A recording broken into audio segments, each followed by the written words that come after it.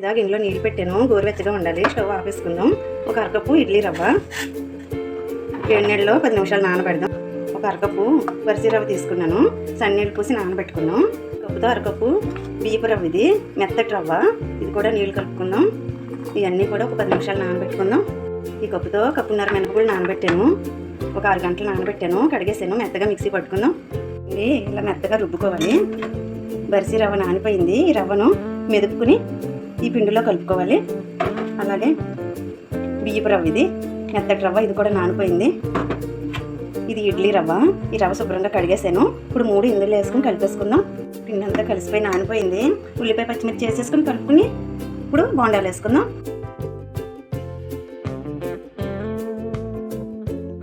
అన్ని గుంటలు వేసేసాను, మూత పెట్టుకుందాం.